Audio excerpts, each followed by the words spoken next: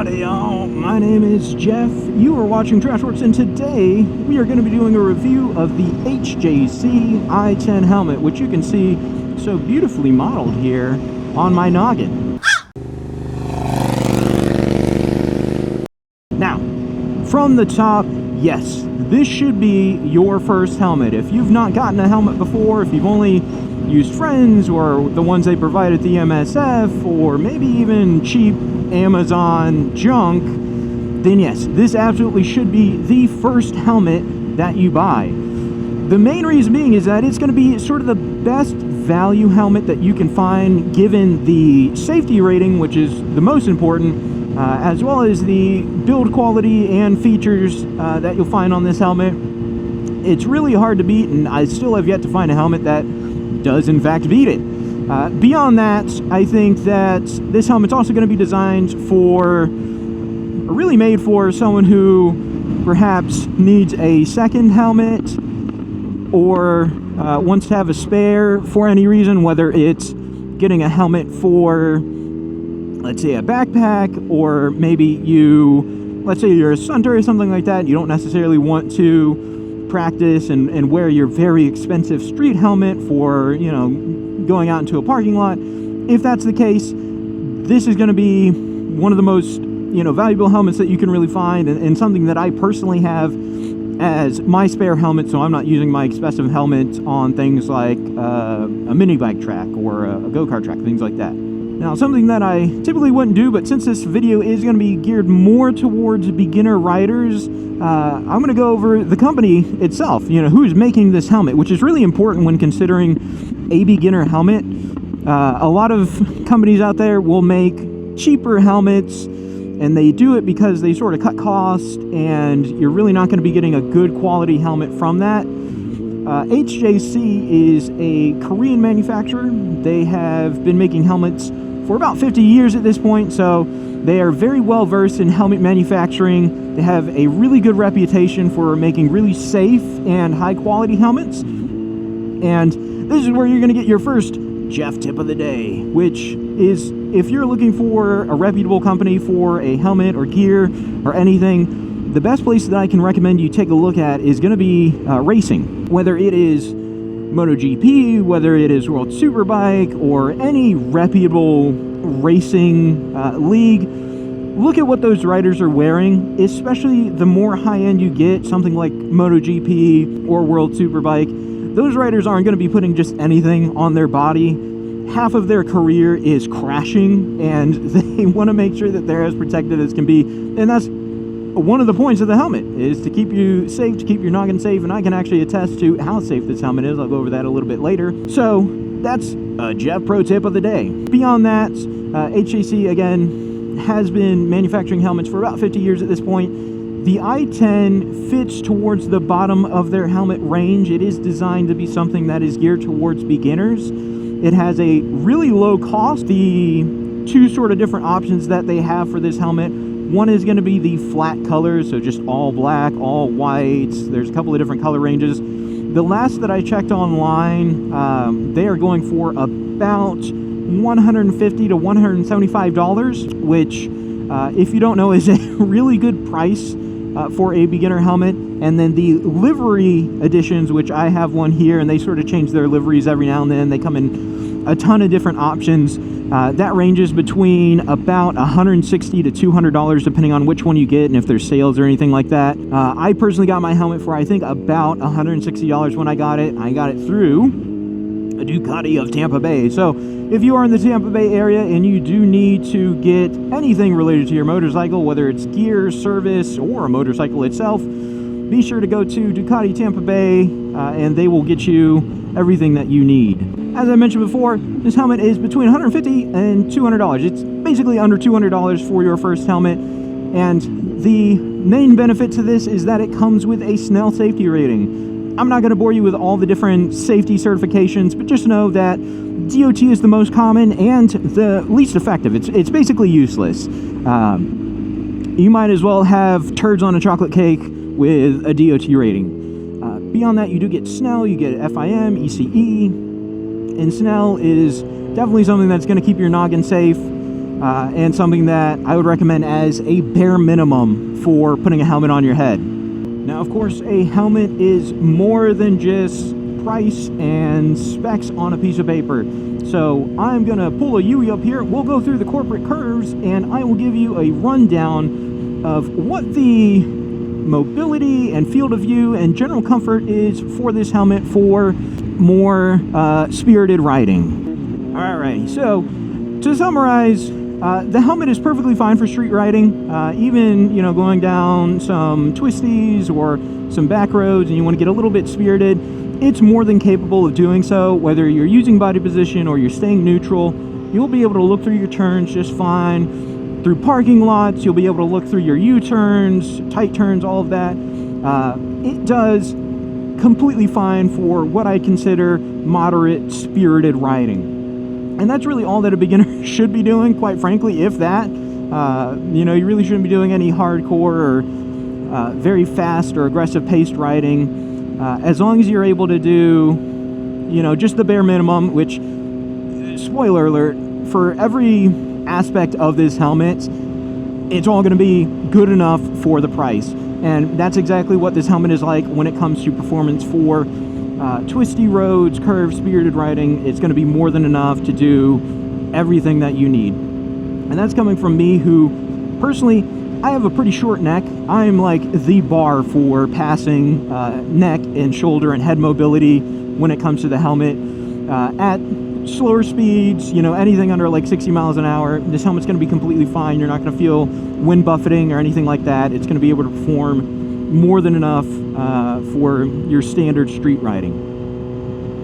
You're able to turn in, look through, you know, everything that you'd expect with a higher end helmet, but just at a more moderate pace. Now, if you are looking to do more aggressive riding, I always recommend go to the track. It's much better to crash at the track than it is on the street. Don't ask me how I know, but this helmet sort of struggles a bit when it comes to track riding, especially for someone of my build, where again, I've got a really short neck, I got some huge traps, I'm just an absolute pile of man, and I do run into issues with the side of the helmet coming into contact with my shoulder. Sometimes the chin of my helmet will also come into contact with my shoulder, just depending on the position that I'm in. But for street riding, for, you know, just curvy, twisty road riding, this helmet is more than enough. You'll be completely fine with it. Don't have any doubts about it. Now, another important part of riding on the street, whether it's in twisties or just the, you know, your parking lot or, you know, just the neighborhood around your house, is going to be vision. And the vision on this helmet is actually pretty good. It's got a very wide horizontal field of view, so I can, you know, look side to side just fine. I can peek out of my peripheries just fine and see, you know, what's going on in the corner of my eye. I'm able to see traffic next to me. I have no issues with the horizontal field of view. It is, as with most things with this helmet, good enough. The vertical field of view is a little small. It's not too small for street riding. So, for instance, right now, just keeping my head at a neutral position, I can look down with my eyes, not physically poke my head down, and I can still see my speedo pretty well. It's a little cut off because of the breath guard that's in here, but it's perfectly fine for street riding. Where it's going to fall, again, is for more aggressive riding, and I'll show you this a little bit later when we get on the highway, when you're doing things like tucking to get out of the wind. Again, riding around, whether it is spirited riding, if it is, you know, just commuting, learning, the field of view is perfectly fine on this bike. You do get multiple visor options for this helmet as well. I have the dark smoke option, but it does come with a clear visor in the bag. And a benefit that most beginner riders won't know about is that these visors are pin lock capable. So you can see the little studs here. They can accept a pin lock to help with fogging, especially in colder conditions like I'm in today. It's actually a little chilly out right now. It's about 50 degrees here in Florida, which is very rare and basically a blizzard. But I personally don't like using pin locks. That's just a preference of mine. I use anti-fog wipes instead, and they work completely fine. And there's really not too many issues with fogging on this visor. Of course, if I'm sitting at a red light for an extended amount of time and I'm just sitting here breathing in a completely closed off helmet, I'm going to have some issues, but as you're riding along, I have not had any issues with fogging as I'm riding. So before we get on the highway here, I am going to cut to a special guest. We're going to give you a review of the helmet off my head. And we'll go over some of the key features of this helmet, its physical construction, and then we will jump back to me and we'll go on the highway. Jeff Van here, Sport Bike TrashWerks, and here we have an HJC i10 helmet.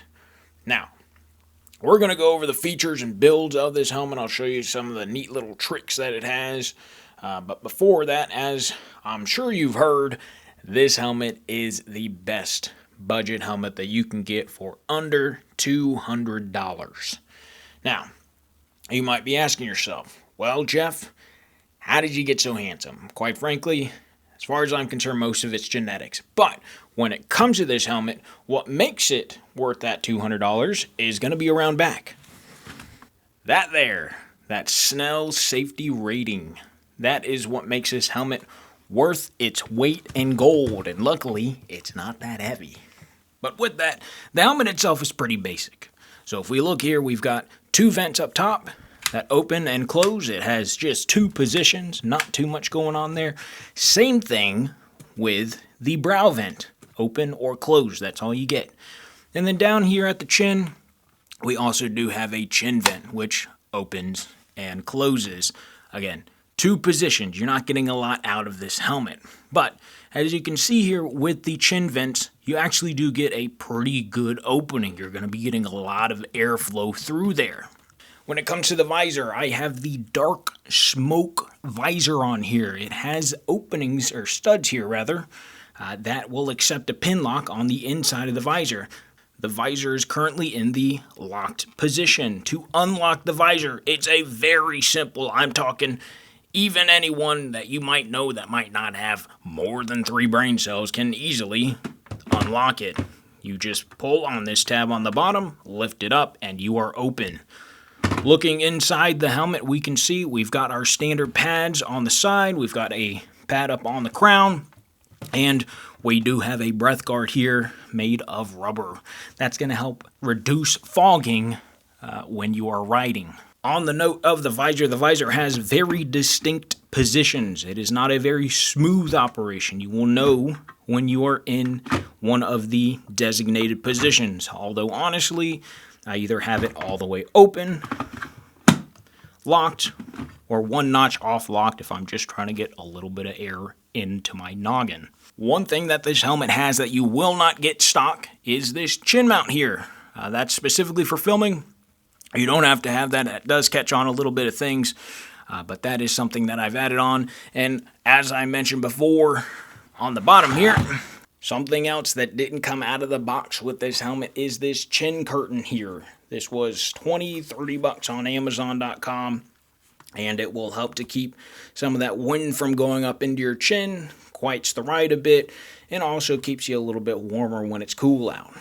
Looking at the straps here, it's your standard strap arrangement. You've got a double D-ring, and then there is also going to be a button to button the other side of the strap for that excess strap to go onto.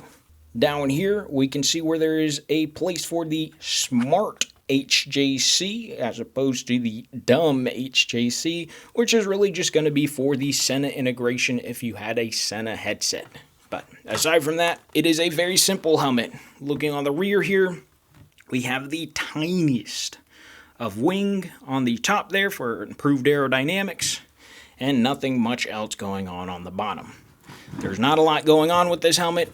Again, it is a $200 helmet with a Snell safety rating. That is where the value of this helmet comes from, is that Snell safety rating. So with that, I will hand you back over to OnRide Jeff, my beautiful baby boy, and he will give you more information on this helmet.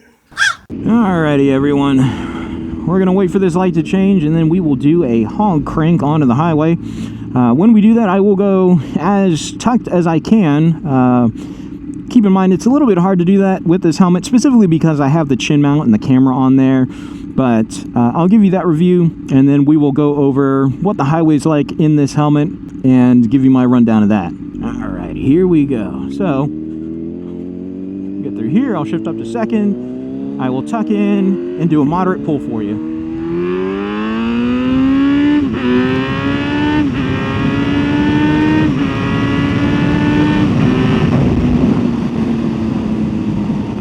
Poor tuck position there, but I was struggling with looking up.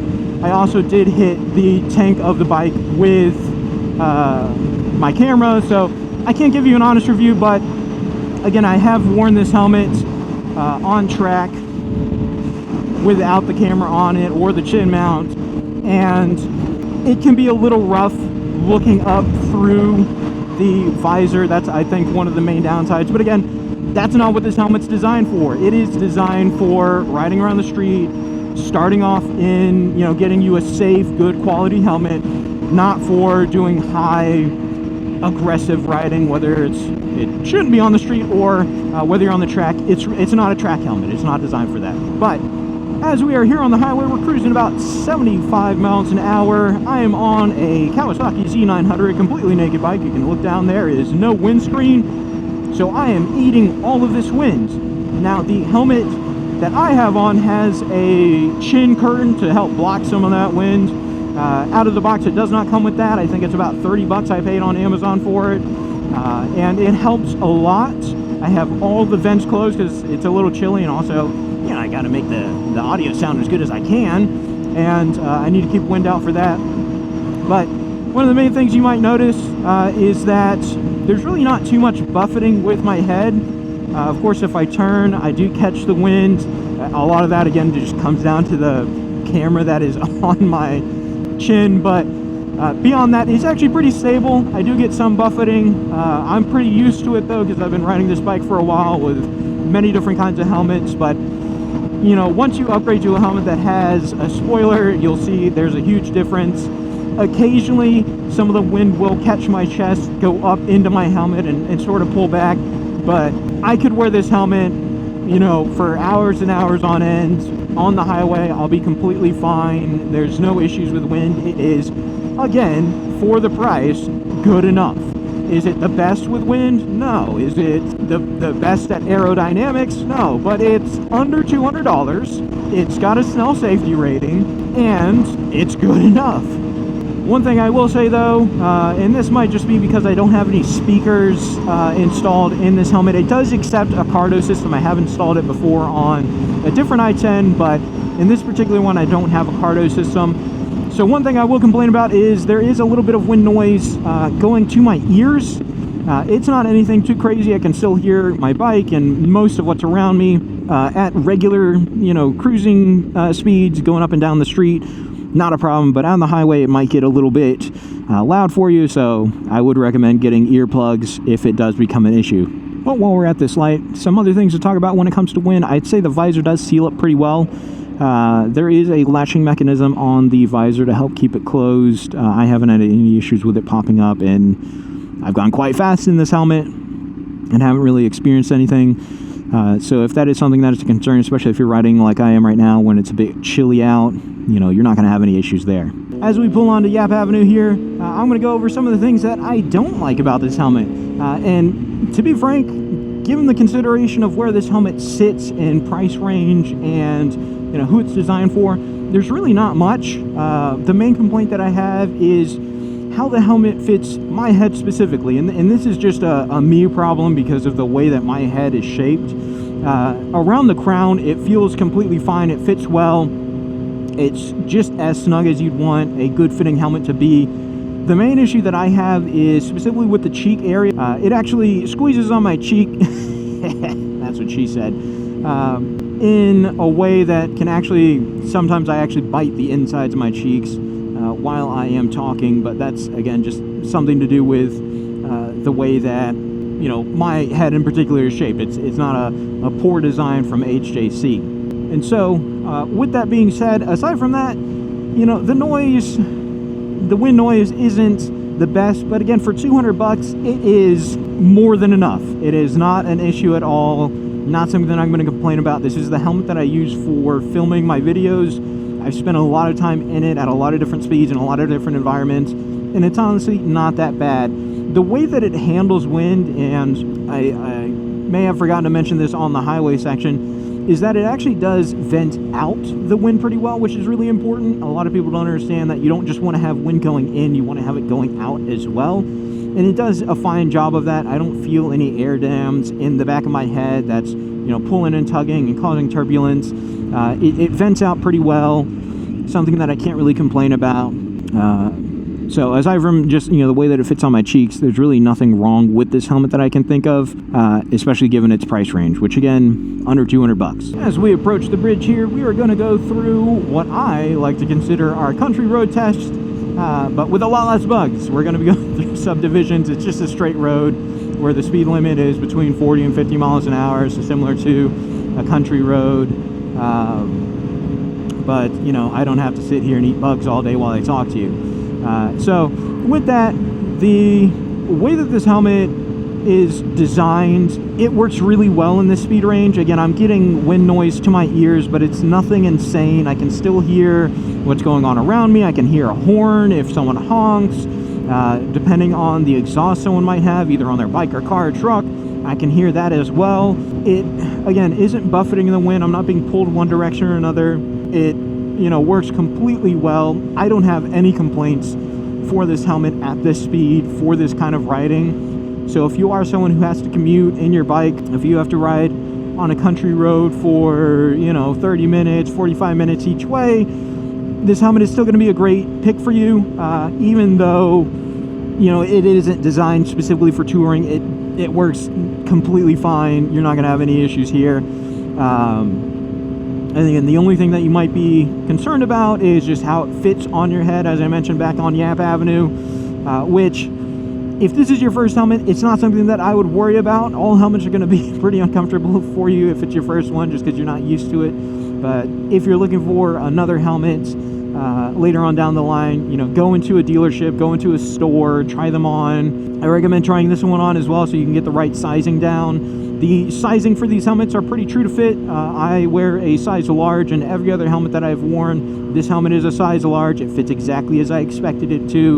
Again, the main issue just being how it rests on my cheeks. And I'm sure I could look into getting different cheek pads, and that might help. But quite frankly, I'm too lazy, and this helmet is $200. So I'm not really wanting to invest more money into it. That sort of defeats the purpose. In our little country roads here, everything's completely fine. You're still able to look around at this speed. It's not going to catch your head too much. It's not going to cause fatigue. You're able to, do everything that you need to. Now, something that I will characterize country riding with is, visor down the entire way, basically, if not cracked a bit. Listening to, your Carta or your Senna, which, on that note, this HJC is compatible with a Senna integration, similar to how you find on some of their higher-end helmets. And just sort of cruising around and looking around, and again, this one does completely fine in that regard. There's no complaints that I have. Again, it can accept a Cardo system. I've done it. There are pockets for it. You don't have to modify the helmet other than just taking the pads out and running the wiring. But aside from that, there's no issues that I can find with this helmet country riding. Now onto our next component, commuting hell, or what I also like to call strode hell. Right now, traffic is going really well. As you can see, we have a green light in front of us and no one, but I guarantee I will catch up to those specks of cars here in no time. And when it comes to commuting, specifically, stopping good traffic with this helmet, it's completely fine, especially if you don't have that chin curtain in. It really does let a lot of air in and out, so you don't really overheat in the helmet. It's really easy to operate the visor. There is that latching mechanism. It's right in the center. There's really no tricks to it. You just fit your finger up under there, push up, and it'll come up just fine. Some other helmets are a little bit trickier. A Rye, you sort of have to do it a little bit, different. That you might not be used to it. You might have to unlatch it and then, sort of pull out and up. With this latch, it's very simple. Again, just under and up, which I really like.